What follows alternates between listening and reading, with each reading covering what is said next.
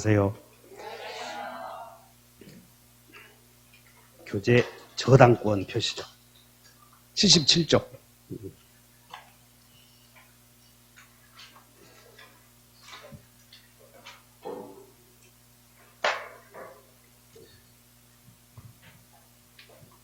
우리 공인중개사 시험에서 이 민법 출제 내용은 여러분들이 그림을 그려보셔. 우리가 지금 어디 가고 있는지 그림을 그려야 되는데, 나는 책을 읽어도 공부가 안 된다 하시는 분들은 어쨌든 공부량을 줄여야 되거든. 그럼 그러려고 처음부터 출발점에서 시작해서 논리적으로 쭉 한번 그림을 하나의 땅에 이렇게 나무를 심어서 씨앗을 뿌려서 이렇게 커가는 과정을 한번 그려봐, 혼자서.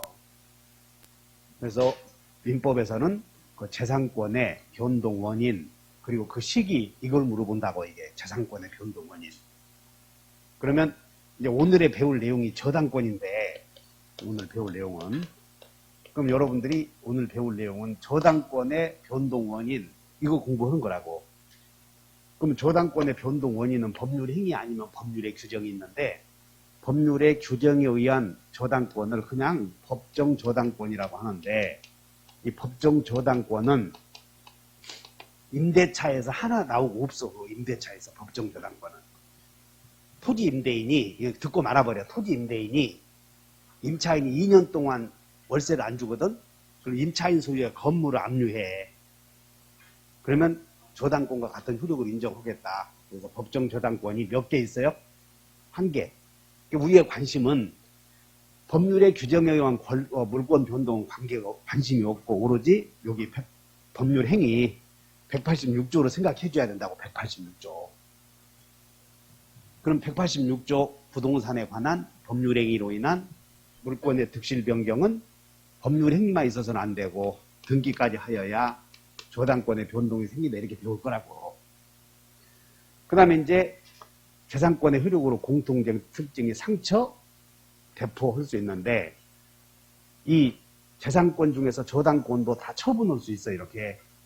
그때 처분할 때 그냥 들으면 돼. 처분할 때 물권은 사용가치나 교환가치를 물권의 특징이 직접 지배하고 있기 때문에 그 물권을 처분할 때는 물상 보증인이든 누구든 동의 얻을 필요 없다고 물어본다고. 동의 얻을 필요 없어, 이렇게.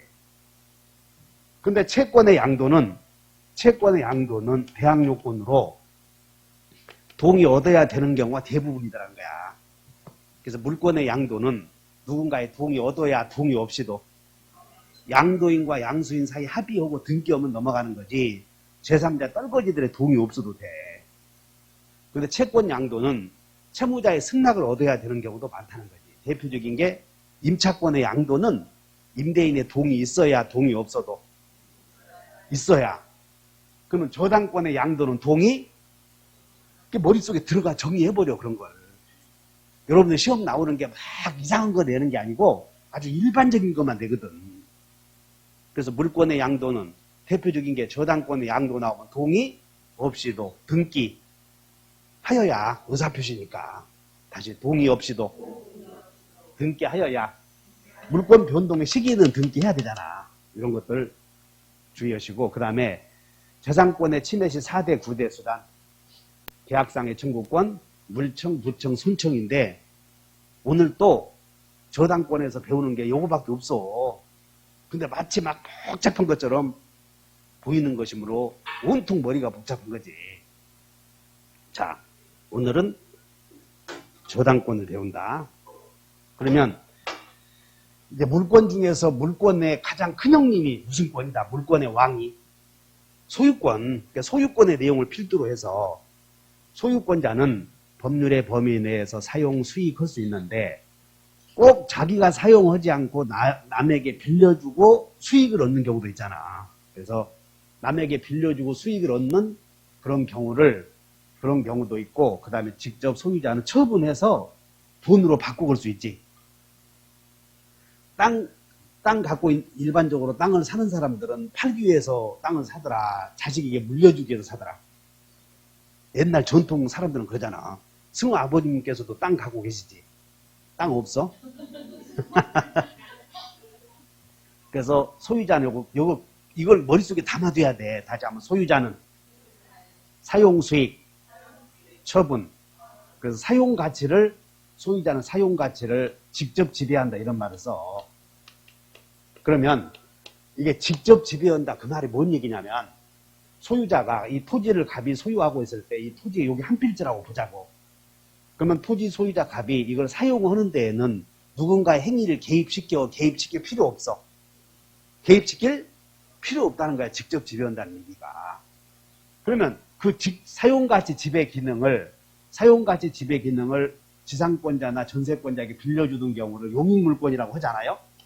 용익물권. 그러면 이 사용가치 지배 기능을 계약에 의해서 지상권자에게 넘겼을 때에 또는 전세권자에게 넘겼을 때에 전세권자가 사용가치나 교환가치를 직접 지배한다 그런 뜻이야. 그러므로 자기가 사용가치를 직접 지배해야 되기 때문에 전세권자는 유지 수선을 소유자에게 해주시오 해야 되겠어. 자기가 직접 지배해야 되겠어.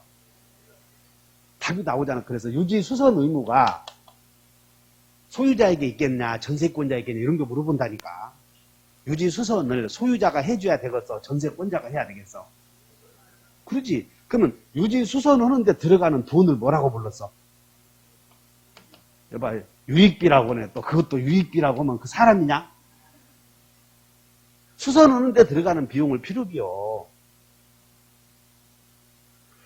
근데 안 들어가도 되는 비용을 유익비라고 한다니까.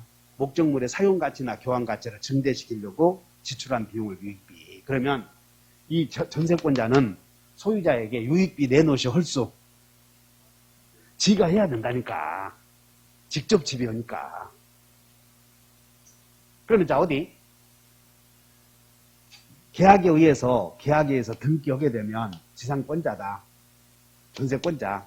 그러면 소유자는 전세권자에게 전세권이 뭐냐면 용도에 쫓아서 사용하는 것이야. 토지나 건물을 용도에 쫓아서 사용하기 위해서. 그러면 계약에서 이제 등기하면 전세권자가 돼. 전세권자가. 그럼 전세권이 성립되려거든. 토지도 넘겨받아야 되겠어. 넘겨받지 않아도 성립은 되겠어. 넘겨받아야 한다고 한다면 186조를 망각한 사람이야. 한번 읽어본다. 법률행위로 인한 물권의 득실 변경은 등기하여야.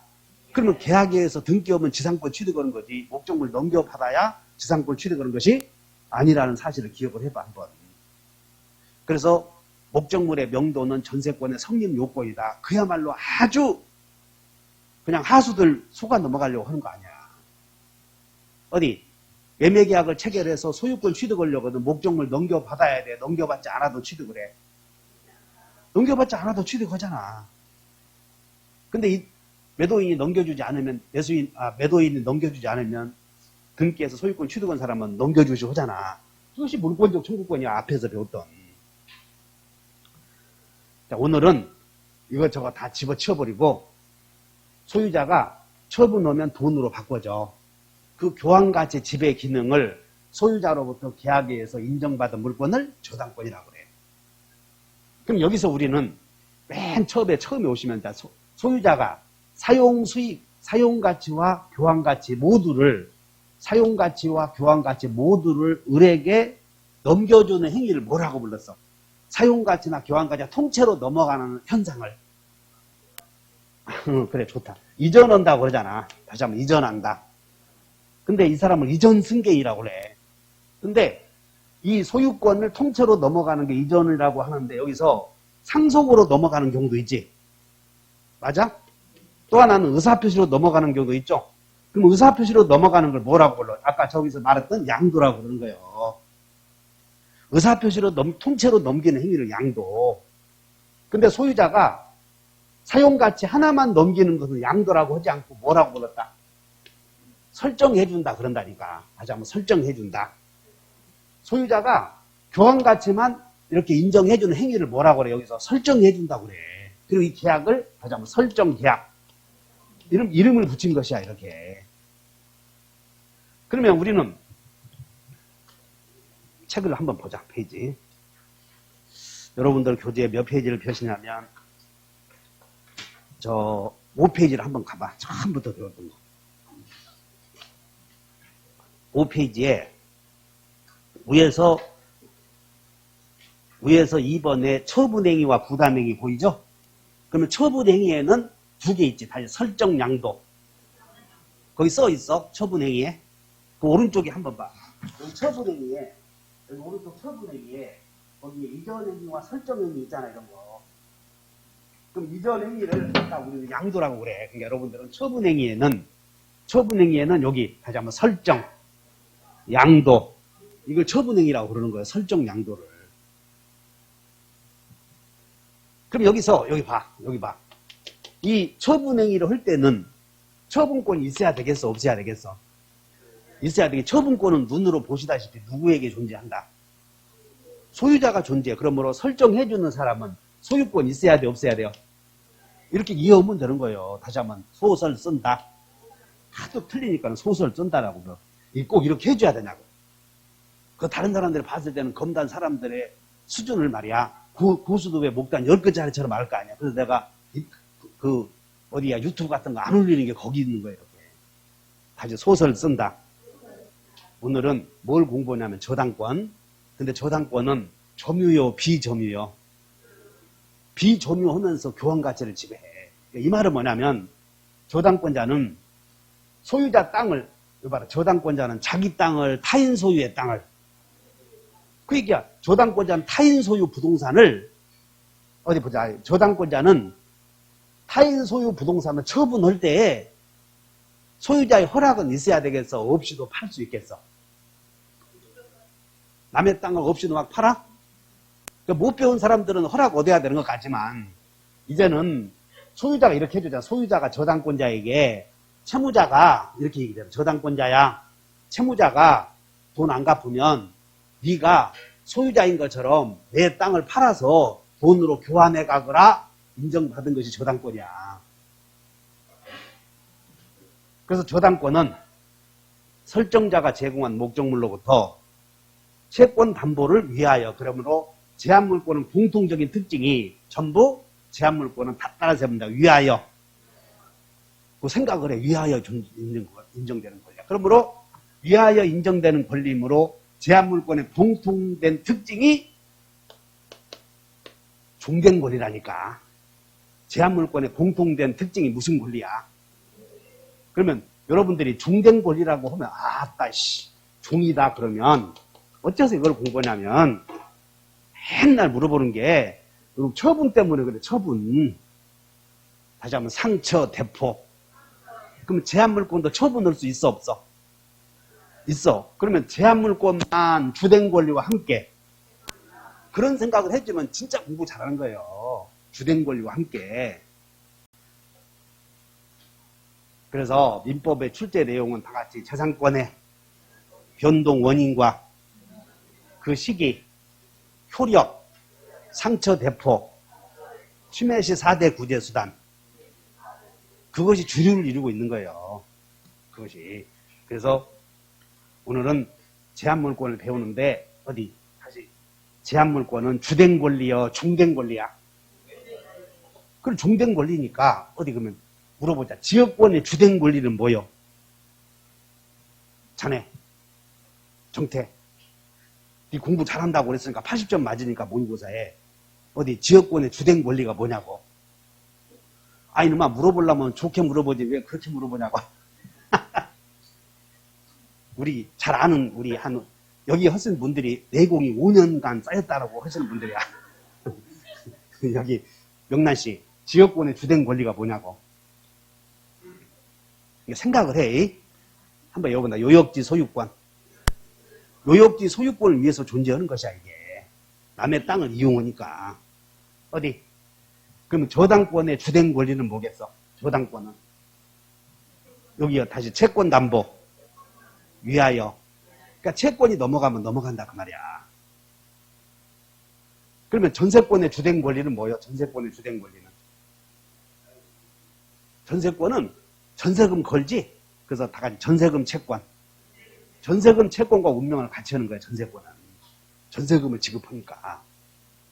지상권은 지상물 소유권이 주된 권리야, 지상물 소유권. 따라서 지상물 소유권이 팔리면 지상권도 자동적으로 넘어간다는 거야, 이런 것들이. 저당권은, 다시 한다. 저당권은 주가 뭐라고 그랬어? 채권, 돈 받는 권리. 그래서 머릿속에 어느 정도 정리해보고, 그 다음에 이제 저당권이 성립되려거든. 아까 저당권은 점유한다고 그랬나? 점유하지 않는다고 그랬나? 그러니까 저당권은 점유하지 않으니까 저당권에 침해가 있을 때에도 목적물 내놓으시오 할 필요? 여러분들 목적물 내놓으시오 하는 권리 있는 것이 좋아? 없는 게 좋아? 있는 게 좋으면 안 좋아 그거. 없는 게 좋잖아. 되도록이면 물권자는 물권에 침해당하는 범위가 좁아야 좋잖아. 그러니까 저당권은 침해당할 수 있는 범위가 돈만 받아가면 되므로 누가 사용하는 거 신경 쓰면 안 된다고. 내 물건 누가 사용하는 신경 쓰면 보초 쓰고 있어야 되잖아. 그러니까 저당권은 저당 목적물을 누가 쓰든 신경 쓸 일이요, 쓰지 않을 일이야. 쓰지 않아도 되잖아. 근데 유치권은 찝적되면 접근 금지해놓고 찝적 못되게 하잖아. 유치권은. 그러니까 유치권이 좋은 권리야, 저당권이 좋은 권리야. 유치권은 급수가 하급수들이요, 도둑놈들만 갖는 권리요. 저당권은 돈 있는 은행들이 다 갖고 있는 권리라고. 그러니까 유치권자는 주로 봐라 이게 은행이 돈이 많어, 정비공이 돈이 많아. 시계 수선하는 놈들이 갖는 거 아니야. 유치권 갖고 있으면 마음이 편하겠어? 소를 붙잡고 있으면 유치권이거든. 근데 그 소가 누가 가져가려고 도둑 맞지 않도록 보초 쓰고 있어야 되잖아. 여보, 나 잠 2시간 잘 테니 자네는 몸이 뚱뚱하니까 5시간 지켜도 되네. 이렇게 하고. 그러니까 유치권이 좋아, 저당권이 좋아? 저당권이 급수가 높은 급 좋은 권리라고. 그러니까 저당권은 침해당하는 폭이, 침해당할 염려가 많겠어, 좋겠어. 그러니까 적으니까 점유하지 않으니까 적단 말이야, 이게. 그래서 누군가가 돈 받아가려고 했을 때 저당권자는 목적물의 경매거든, 경매, 처분해서. 경매. 그러니까 경매만 방해당하지 않으면 된다는 거예요, 저당권. 생각하겠나? 그러니까 저당권이 여러분들, 자기 주택을 담보로 은행에 돈 꿔쓴 사람 손 들어봐. 주택도 없냐? 돈 다 갚았어? 응? 현금으로 샀어? 와, 씨. 나는 지금 50대 후반, 중반인데 지금도 돈 못 갖고 있다. 집 안에 사 있는 거. 씨. 우리 명란이 잘 지내자.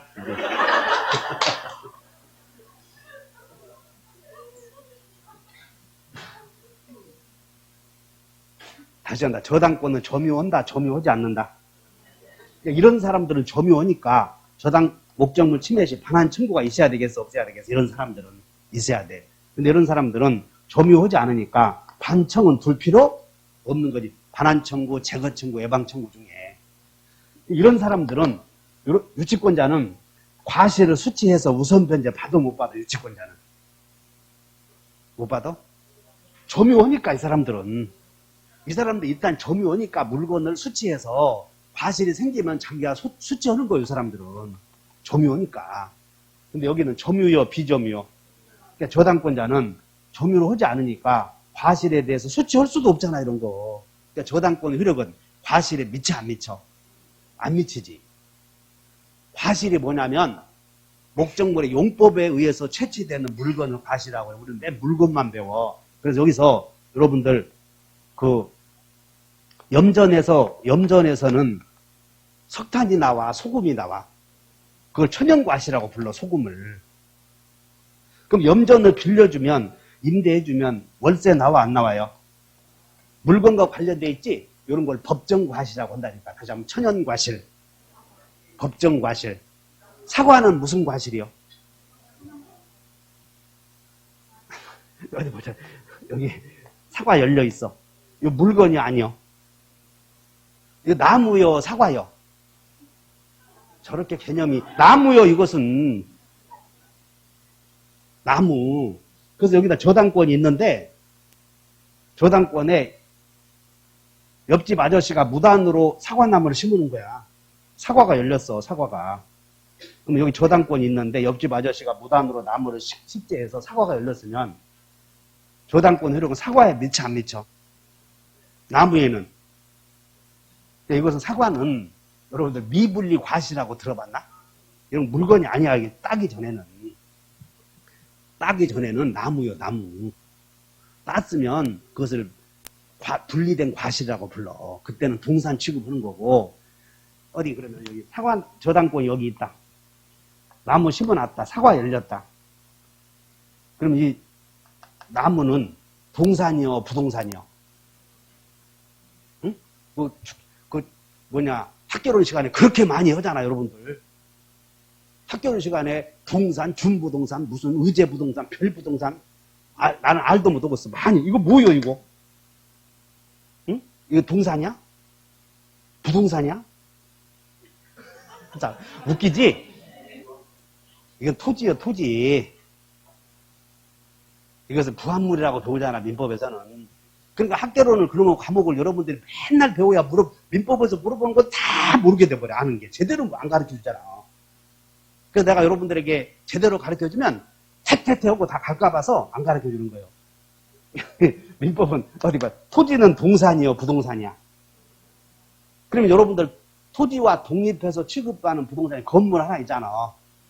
이건 동산도 아니고 부동산도 아니지? 토지 일부라고 그래. 이런 부합물이라고 그러잖아. 가장 부합물. 이해 갔나?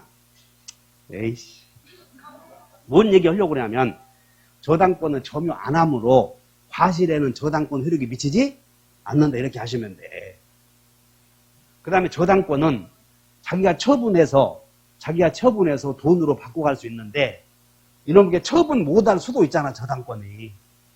저당권이 목적물이 주저앉아서 처분 못할 수도 있어. 그러면 저당권자가 처분해서 돈으로 교환가치로 바꿔가는데 처분 못할 때는 어떻게 해야 돼? 소유자가 목적물이 멸실되었대. 그럼 처분 못해. 그럼 어떻게 해? 끝난 거요. 처분 못하는데 뭘 끝났지. 목적물이 주저앉았으면 소유권은 없어져 버렸는데 뭘 또 망설여. 다시 한번 저당 목적물이 멸실되면 저당권 존재에 없어졌어. 없어졌으니까 처분 못하잖아. 맞아? 그때는 목적물이 멸실되어서 보험금으로 변했다. 그런 거 들어봤나? 그럼 화재보험금으로 변해 있으면 거기라도 붙잡고 있어야지. 그런 걸 다 같이 물상대위. 뭐 이렇게 생각해. 하나 갖고 쫙 그려봐 한번. 저당권자는 처분해서 돈으로 바꿔 가야 되는데 처분할 수가 없대. 건물이 주저앉아서. 또는 수용되어서. 그럼 처분 못하면 우려야 돼. 물상대위 생각해야 돼. 물건이 다른 가치로 변형되었다. 물건이 변형된 교환가치 지배하는 거예요. 물건이 변형된 교환가치. 이걸 물상대위라고 하는 거예요. 자, 그럼 이제 저당권 한번 보자. 저당권이 뭐냐. 그래서 개념이 쭉 들어왔어. 자, 저당권의 내용 한번 읽어본다. 저당권자는 시작. 저당권자는 채무자 또는 제3자가 점유를 이전하지 아니하고 채무의 담보로 제공했다. 그래서 담보로 제공하는 사람을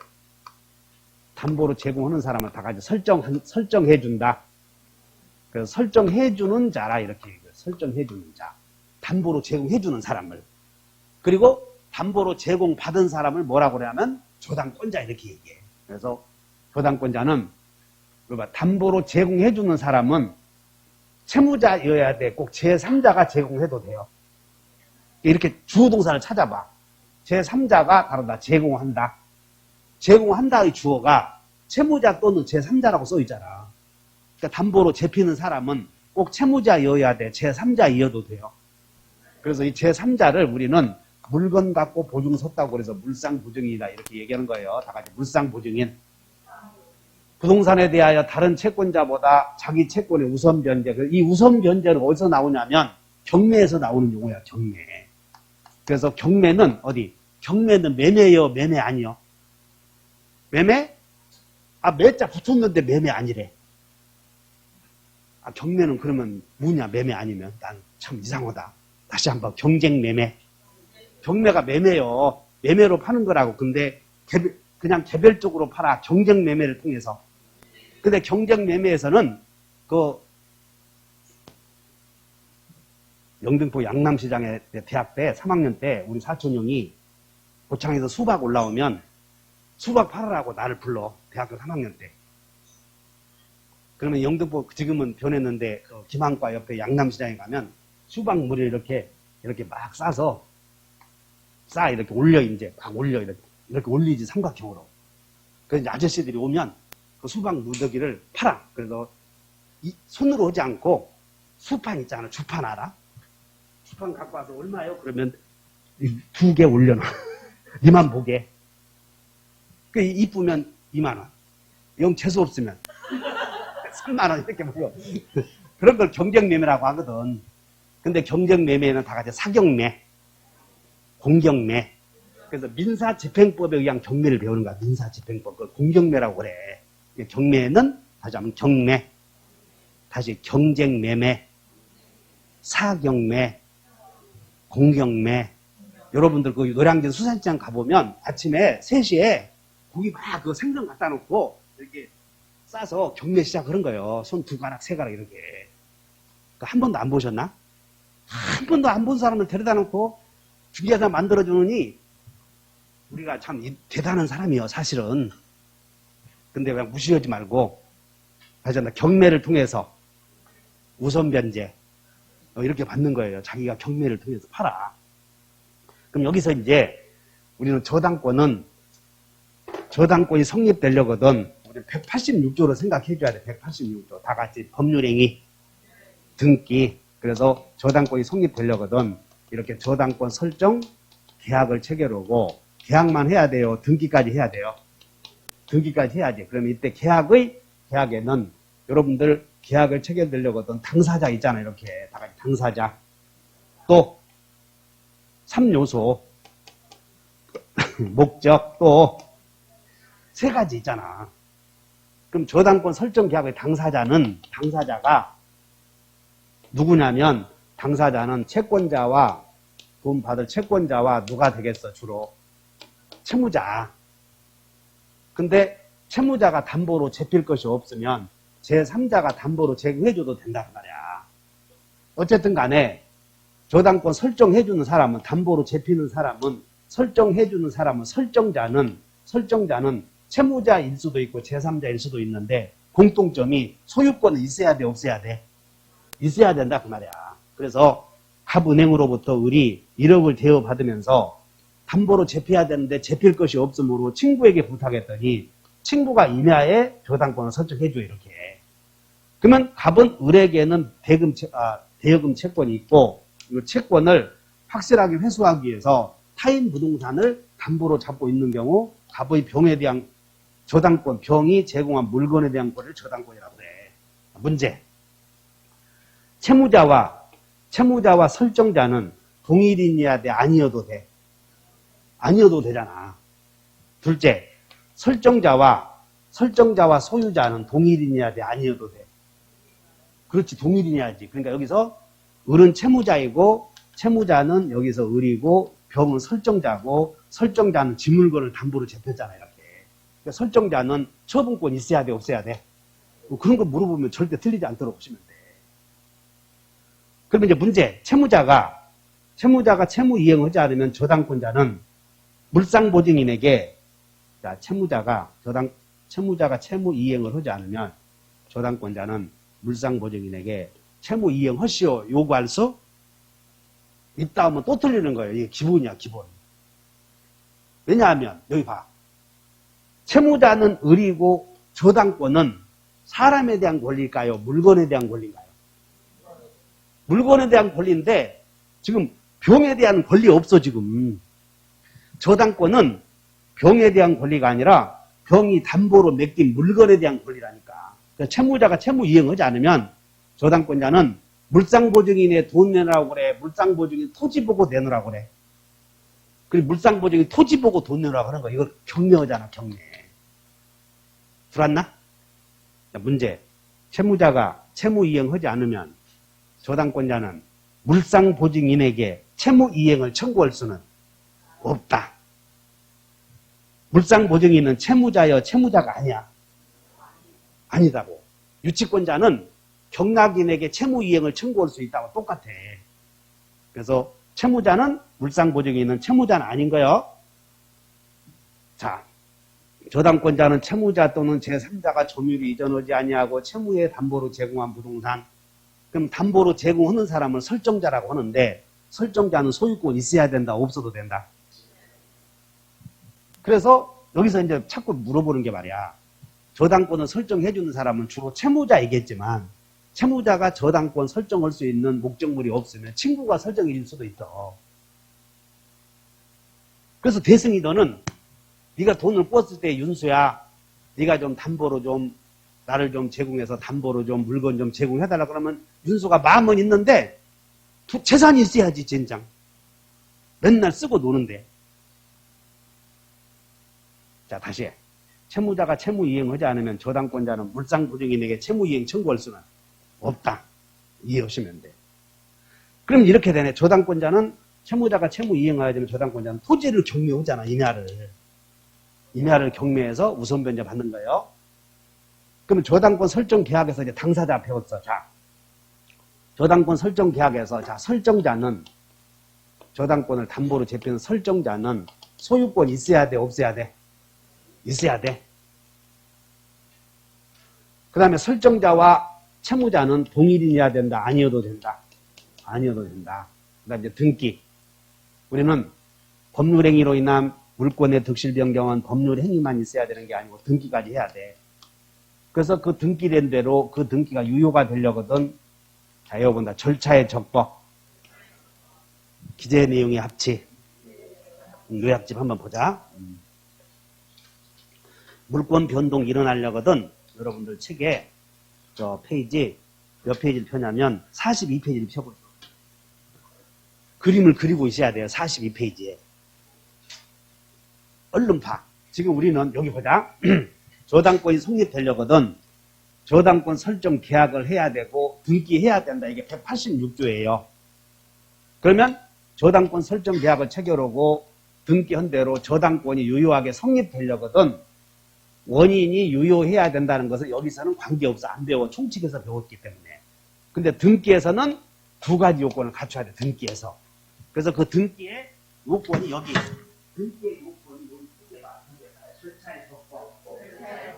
기재 내용의 합치. 그 절차의 적법 밑에는 물권 행위와 등기 내용의 합치 나오게.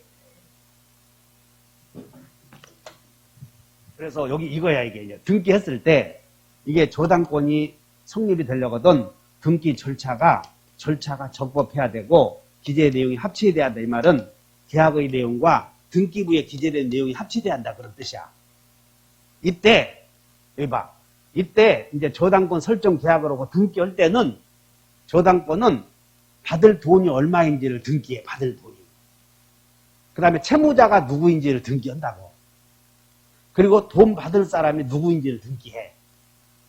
그럼 여기서 문제가 이제 여러분들은 여기서 문제가 나오는데 시험 공부하는 거니까 빨리 바로 오른쪽으로 봐. 저당권으로 다시 되돌아가서 지금 페이지 77페이지에 양가로 1번 보면 저당권 설정 계약의 당사자에서 저당권 설정 계약의 당사자는 채권자와 채무자 또는 채권자와 제3자가 설정 계약의 당사자예요. 1번 타인 소유의 부동산에는 저당권 설정할 수 거기 1번에다 메모해봐. 1번에다가 이래서 소설 쓴다. 이렇게 해서 소설 쓴다.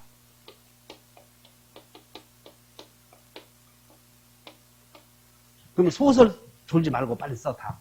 나중에 또 잊어먹어버리니까. 그러면 소설 쓴다 해놓고는 여러분들이 나중에 생각하거든. 지금 내가 왜 써놨지? 그러면 공부된 거예요.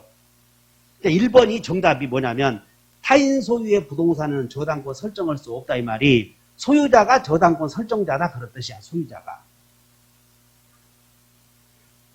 2번 부동산 저당권 설정자와 소유자는 동일이어야 된다. 맞아 틀려.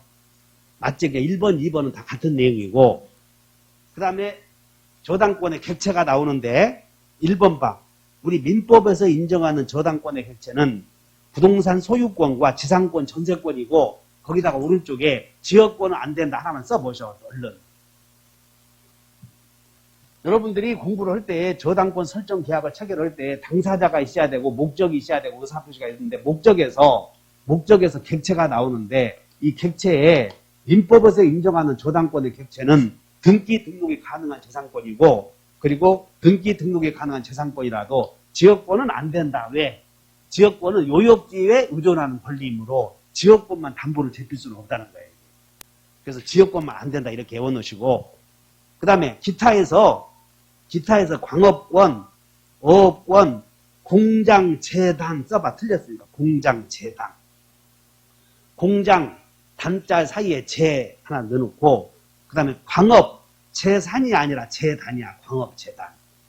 항공기, 등록된 건설기 이렇게 나오지? 근데 2번 기타는 안 물어봐. 우리 시험에서 기타는. 감정평가사나 다른 자격시험에서 물어보고 그냥 1번만 외워놓으면 되는 거예요. 어디? 담보로 잡힐 수 있는 권리는 지상권이나 전세권도 돼, 안 돼? 돼, 이렇게. 그래서 나중에 이것이 전세권을 저당권 설정한 경우를 외워본다. 전세권, 저당권. 그러면 나중에 저당권자는 전세권을 경매하는 거예요. 전세권을 경매해. 지상권을 경매한다고. 그때 이제 포기해야 돼. 전세권이 저당권의 목적으로 되었을 때, 지상권이 저당권의 목적으로 되었을 때, 전세권이나 지상권을 포기하려거든 저당권자의 동의를 있어야 돼. 그때는 이렇게. 그러니까 그런 것들이 주의해야 된다고. 그 다음에 양가로 3번에 피담보 채권이 뭐냐면 담보물에 의해서 회수할 수 있는 채권을 피담보 채권이라고 하는데, 그 피담보 채권은 꼭 금전 채권이어야 하는 건 아니야. 그래서 저당권 실행 시에 금전 채권화 될 수 있는 채권이면 족하다. 그 정도 알아놓으면 돼. 다시 한다. 저당권을 설정할 수 있는 채권은 꼭 금전 채권이어야 돼. 금전 채권이 아니어도 돼. 그러면 금전 채권이 아니어도 된다면 거기다가 EX 해놓고 목적물 인도 청구권 이렇게 써놓으면 돼. 목적물 인도 청구권. 자, 목적물 인도 청구권을 담보하기 위해서 저당권 설정할 수 있는데, 이때는 목적물 인도 청구권을 담보하기 위해서 저당권 설정할 때 여기는 가격을 기재해야 돼. 가격을 기재. 목적물을 넘겨받기 위해서 저당권 설정했다. 그때는 목적물의 가격을 기재한다. 그러면 여기는 다른 자격시험에서 나오는 내용이야. 우리 중개사 시험에서는 저당권을 설정할 수 있는 채권은 꼭 얼마, 금전 채권이어야 돼. 아니어도 돼. 그 정도만 알면 되는 거예요. 경매할 때에 금전 채권이 되면 된다. 이 정도. 그 다음에 이제 밑에 등기. 여기서 등기 3가지. 1번. 아까 여기 봐. 여기서 물어보는 게 이거라니까. 저당권 설정기하고 등기해야 될 때 등기된 대로 물권 변동이 생기려거든. 한번 읽어본다. 절차의 적법, 기재 내용의 합치. 이것 때문에 시험 물어보는 것이야. 따라서 채무자로 기재된 사람은 동일인이어야 한다. 이렇게 물어보는 것이야. 저당권자와 채권자는 동일인이어야 된다. 이렇게 물어보는 거라고. 1번 봐. 양가로 4번. 채권자 아닌 제3자 명의로 경료된 등기는 무효이다. 이 말이 뭐냐면 이렇게 봐. 기재해봐 이거. 여러분들이 저당권 등기부에 기재해야 될 게 3개 있어. 3개. 필요적 기재사항이. 한번 이거보다 채권액, 채무자, 채권자. 이 3가지를 기재해야 돼 이렇게. 근데 채무자를 기재할 때 돈 꾸어간 사람을 채무자로 기재해야 되는데, 채무자가 아닌 을이 돈을 빌려갔는데 채무자는 병으로 기재했대. 돈은 을이 빌려갔는데 채무자는 병으로 기재했다면 등기 내용과 기재 내용이 합치요, 불합치요? 그럼 무효등기다 그 말이야. 채권자를 기재해야 된대. 저당권자를 채권자로 기재해야 되는데 채권자가 아닌 사람을 저당권자로 등기했다면 내용이 합치요, 불합치요? 그래서 무효다 이렇게 기해봐. 그러니까 여러분들이 이 내용은 물권 총칙과 연결시켜보라고. 그러면 공부가 훨씬 쉬워질 테니까. 주로 공부하는 내용이. 총칙 따로, 각칙 따로 공부하면 공부량이 많아져. 그래서 그 내용을 해결했어. 그 다음에 여기 봐. 저당권이란, 수험생 여러분. 은행이, 갑은행이 을에게 1억을 배어해주고 채권액을 1억으로 기재해 놓는 경우, 즉 원금이 처음부터 정해져 있는 채권을 그냥 저당권이라고 하고, 은행이 여러분들에게 1억을 빌려주고 채권 최고액 나중에 1억을 빌려주고 얼마 받을지를 모르니까 한 넉넉하게 최고의 계산 2억으로 기재해 놓는 경우가 있어.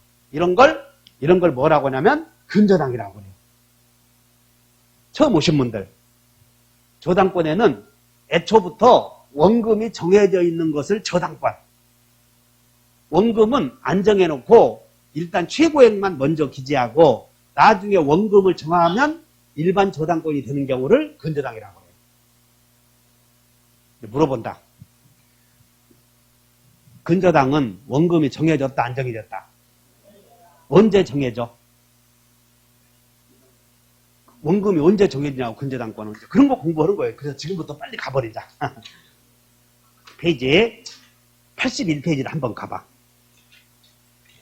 요약집 81페이지 갔더니 맨 위에 근저당 나오나? 제목이 맨 위에 근저당이라고 쓰여 있잖아. 여러분들 근저당 보면 이렇게 써봐, 빨리. 근저당 밑에다가 원금이 정해지지 않은 경우 이렇게 써버려. 원금이 정해졌어, 정해지지 않았어. 정해지지 않은 경우 이렇게 처음 오신 분들, 초심자들에게 지금 가르쳐 주는 것이야. 원금이 정해져 있으면 뭐라고 불러? 저당권. 원금이 안 정해져 있으면. 그럼 근저당. 그럼 원금이 언제 정해지겠지, 근저당은. 응? 그래서, 자. 일단, 이렇게, 여기 봐. 일단 근저당권은 이렇게 최고액을 기재해, 최고액. 근저당권은 원금을 기재한다, 최고액을 기재한다. 최고액을 기재해. 그러면 이제 최고액을 기재하면 이런 거 근저당권이라고 하고, 그러면 근저당권은 최고액만 기재해 놓고, 나중에 원금이 정해지겠어, 안 정해지겠어? 그럼 원금이 정해지면 그때 저당권이 되는 거예요. 원금이 정해지면. 그럼 원금이 정해지는 시기 있을 거 아니야? 원금이 정해지는 시기. 그래서 근저당권은 여기서 꼭 물어보니까, 만약 여기서 안 물어보더라도 일반 눈으로 해결할 수 있어. 상처, 대폭 이런 것으로. 그래서 근저당권의 특징이 처음 오시는 분들 요거 외워, 이거. 그럼 몇 번으로 내려오냐면 6번이야, 6번. 피담보 채권의 확정 시기 나오잖아. 그걸 하나 외워놔야 되는 거예요. 그럼 만약에 거기서 한 문제가 50%씩 나오는데 그거 나와서 틀려버리면 합격을 못 오게 돼 있어. 그 문제가 나왔는데 틀렸다. 그러면 아무리 잘 맞아도 65점 맞아. 민법을. 왜? 이 문제가 나왔는데 틀렸다고 한다면 수준이 안 됐다는 거예요. 그런 거는. 그러니까 여러분들이 이 근저당권의 피담보 채권의 확정 시기가 나와서 틀려봐. 그러면 머리를 가만두면 안 돼. 그 머리를. 만약에 모의고사에서도 꼭 나오거든. 그래서 그것에서 근데 여러분들의 문제가 뭐냐면 모의고사 보고는 던져버리고 거기 틀렸는지 안 틀렸는지 확인도 안 해. 참 웃기지. 그래서 이건 나오면 절대 틀리면 안 돼. 나올 가능성은 50%씩이니까 이런 것들은. 그러면 나올 가능성이 50%라고 하는 것만 20개만 외워놓으면 합격한다니까. 이거 꼭 외워놓으면 돼. 그래서 한번 읽어보면 밑에 결산기 도래 나오지? 그러니까 결산기를 정해놨을 때는 결산기가 도래하면 돼.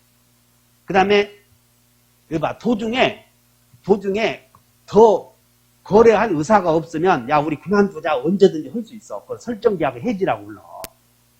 여러분들 해지. 그 다음에 근저당권자가 경매를 신청해. 그러면 경매 신청 시에 신자 동그라미 쳐놓고 그 다음에 제3자가 경매 신청했을 때는 경락대금 납부 시에 납자 지금 81페이지다. 그 다음에 채무자가 파산 선고의 파자 그리고 채무자에 대한 회생 절차 개시에 개 동그라미 쳐놓고 여기다가 이거 외워봐 이렇게. 그래서 여기 봐라. 근저당권은 언제 저당권으로 변하느냐?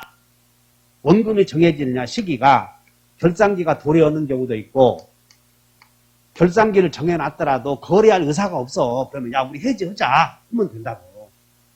그 다음에 근저당권자가 경매를 신청해버려. 경매 신청. 그리고 제3자가 경매 신청했을 때는 경락대금 납부 시. 그 다음에 채무자가 파산 선고를 당하거나 채무자에 대한 파산법상 회생 절차가 진행이 되어서 개시되어서 그럼 이런 것들이 물어보는데 우리 주로 물어보는 게 뭐만 물어보냐면 여기 파산은 채무자의 파산이요 근저당권자의 파산이요 그것만 주의하시면 돼. 파산을 바꿔서 여기 봐라. 또 뭘 물어보냐면 근저당권자의 사망을 물어봐. 그러니까 없는 걸 막 물어보면 여러분들의 수준이 막 없는 거 집어넣거든. 아따 그럼 그것도 있었는가? thương 아 이거 사망 제일 큰일이지. 사망 그러면 제일 큰일이요. 그래 당연히 원금이 정해지겠지. 막 이러면 안 된다고. 어떤 채무자가 죽으면 다 끝났지. 채무자가 사망하면 모든 게 끝난 거 아니요. 그러니까 이제는 지구의 종말이 왔구나. 그러면 안 된다는 거예요. 이게 채무자가 죽었어도 상속인 생기 안 생겨. 생긴다고 상속인. 그래서 도해신납 파괴. 사망은 없어. 그리고 제일 많이 틀리는 게 신청과 납부예요. 이게 근저당권자가 신청하면 신청시, 전세권자가 신청하면 납부시, 제3자가 신청했으니까 두 개만 외우면 돼. 그래서 자, 여러분들 신신, 안납. 그러니까 여러분들 오늘 꼭 외워줄게. 여기 오늘 외울 것.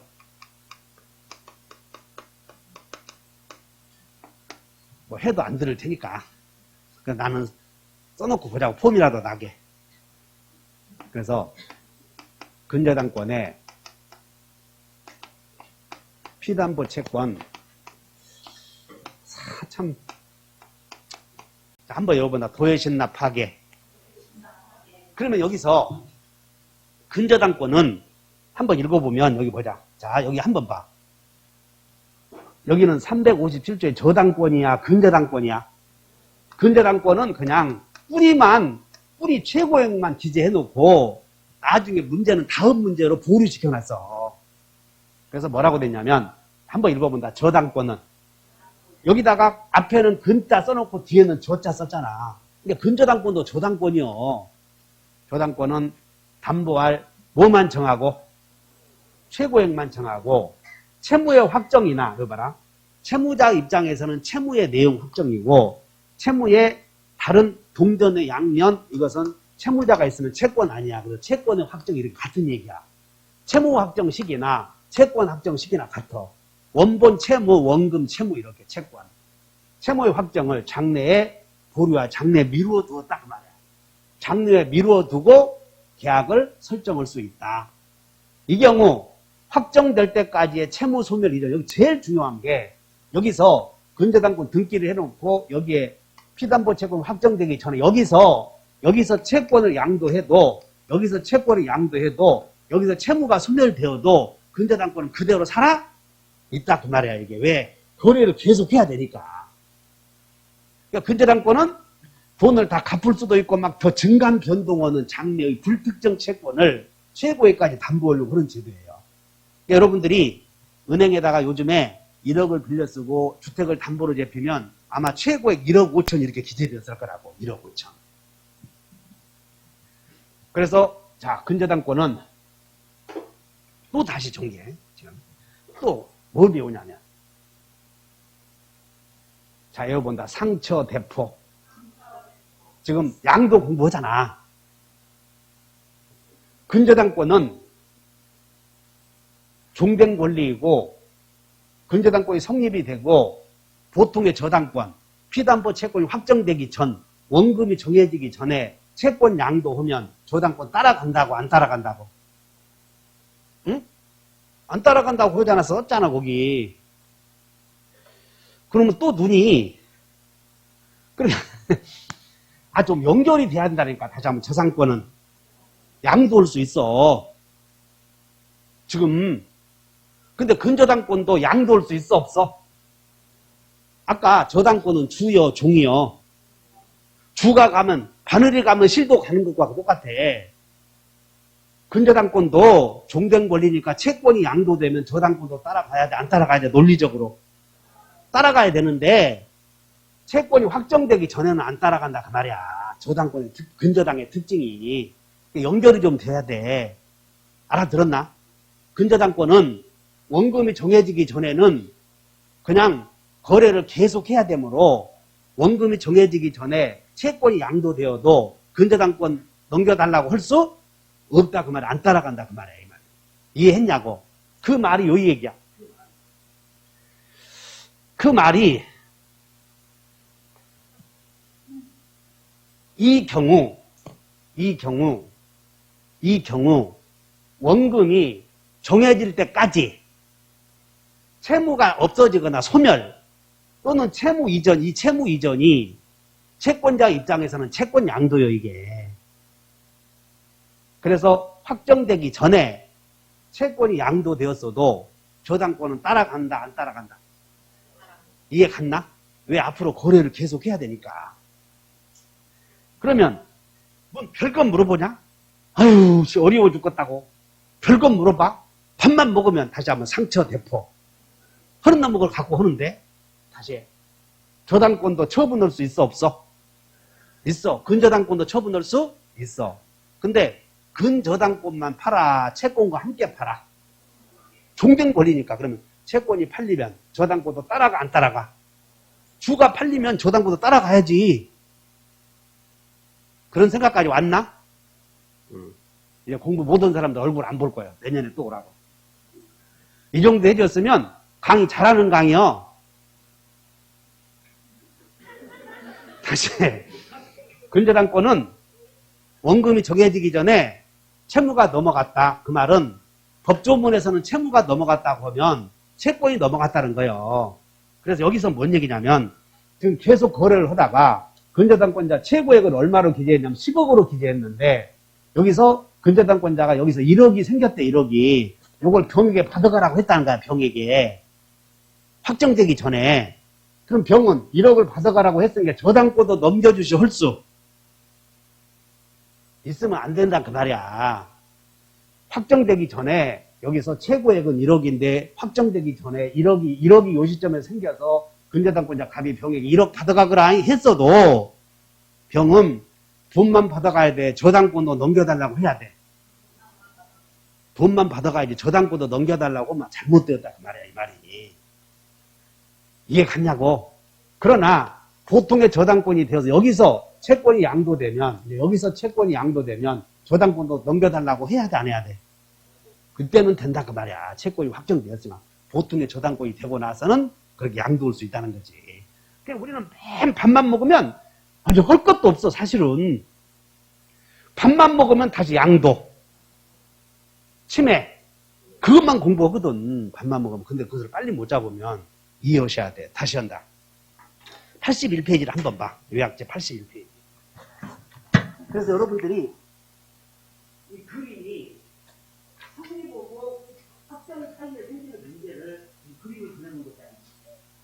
그러니까 내가 여러분들 도의를 그릴 때는 여기 성립과 확정 사이에 생기는 문제를 그 부분에 떠난 거라고. 번호가 2번이 근저당권의 흐름이라고 해서 그래서 거기에서 2번의 양강 2번을 봐. 2번의 양강 2번 채권 양도 보이지? 네.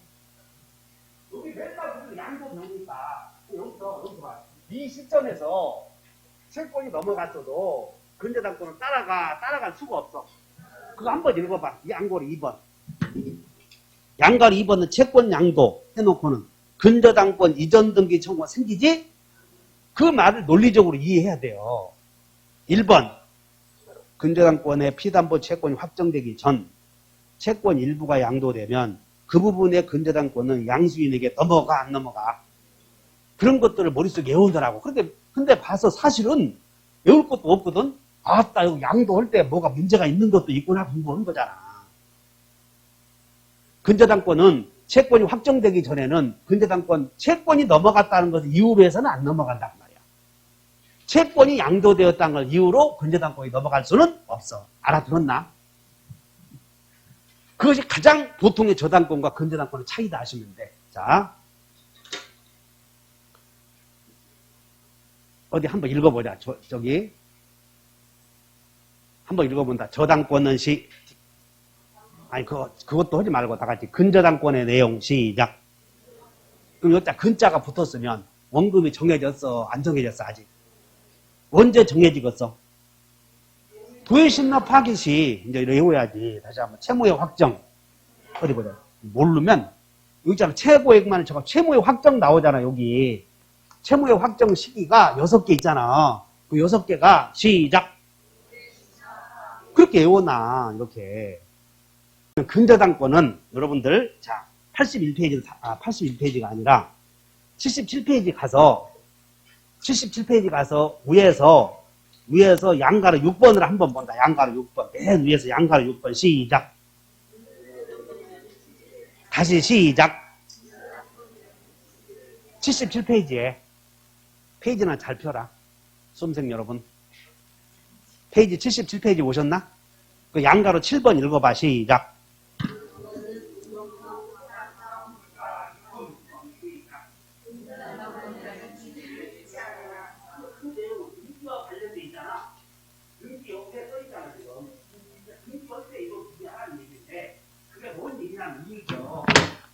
여기는 등기 목적, 여기는 저당권 설정이라고 쓰고, 여기는 근저당권은 등기 목적이 저자 써, 근자 하나 더 붙여. 요 얘기야, 이거. 근자 하나 써라, 그런 얘기야. 별거 없어. 그리고 여기는 보통의 저당권은 저자만 쓰고, 근저당권은 여기다 근자 하나 더 붙이라는 얘기야, 이게. 이 얘기가 근자라는 거 쓰라, 그 얘기가 근저당이라는 취지를 기재한다, 그런 얘기야, 등기부에. 알아들었나? 따라서 근저당권을 이렇게 써놓으면 원금이 정해졌어, 안 정해졌어? 언제 정해진다고? 그럼 정해지기 전에, 원금이 정해지기 전에 채권 양도하면 근저당권도 따라가. 갈 수가 없어. 아직 할 일이 많이 남아있어. 근저당권이 갈 수가 없다고. 쉬었다 합시다.